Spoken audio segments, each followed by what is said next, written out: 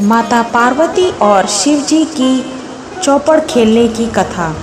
इस दिन द्विजप्रिय संकष्टी चतुर्थी की व्रत कथा जरूर पढ़नी सुननी चाहिए। इस दिन भगवान गणेश के छठे स्वरूप की पूजा की जाती है। धार्मिक मान्यता है कि इस दिन विधि विधान से भगवान गणेश की पूजा करने से नकारात्मक प्रभाव दूर हो जाते हैं। श्री गणेश चतुर्थी व्रत की पौराणिक कथा के अनुसार एक बार भगवान शिव तथा माता पार्वती नर्मदा नदी के किनारे बैठे थे। वहाँ माता पार्वती ने भगवान शिव से समय व्यतीत करने के लिए चौपड़ खेलने को कहा। शिव चौपड़ खेलने के लिए तैयार हो गए, परंतु इस खेल में हार जीत का फैसला कौन करेगा, यह प्रश्न उनके समक्ष उठा। तो भगवान शिव ने कुछ तिनके एकत्रित कर उसका एक पुतला बनाकर उसकी प्राण प्रतिष्ठा कर दी और पुतले से कहा, बेटा, हम चौपड़ खेलना चाहते हैं, परंतु हमारी हार जीत का फैसला करने वाला कोई नहीं है, इसलिए तुम बताना कि हम दोनों में से कौन हारा और कौन जीता।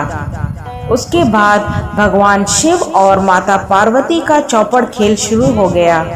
यह खेल 3 बार खेला गया और संयोग से तीनों बार माता पार्वती ही जीत गई।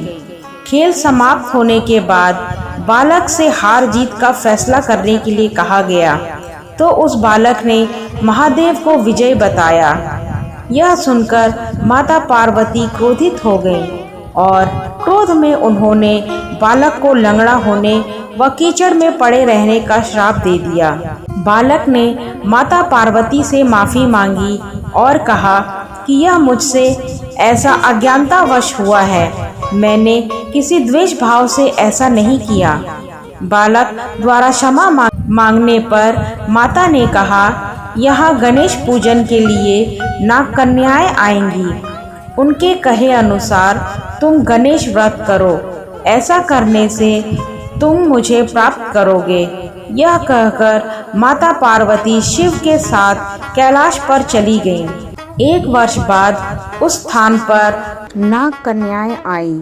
तब नाग कन्याओं से श्री गणेश के व्रत की विधि मालूम करने पर उस बालक ने 21 दिन लगातार गणेश जी का व्रत किया। उसकी श्रद्धा से गणेश जी प्रसन्न हुए। उन्होंने बालक को मनवांछित फल मांगने के लिए कहा। उस पर उस बालक ने कहा, हे विनायक, मुझ में इतनी शक्ति दीजिए कि मैं अपने पैरों से चलकर अपने माता पिता के पास कैलाश पर्वत पर पहुंच सकूं और वह देख प्रसन्न हो। तब बालक को वरदान देकर श्री गणेश अंतर्ध्यान हो गए। इसके बाद वह बालक कैलाश पर्वत पर पहुंच गया और कैलाश पर्वत पर पहुंचने की अपनी कथा उसने भगवान शिव को सुनाई। चौपड़ वाले दिन से माता पार्वती शिव जी से विमुख हो गई थी, अतः देवी के रुष्ट होने पर भगवान शिव ने भी बालक के बताए अनुसार 21 दिनों तक श्री गणेश का व्रत किया।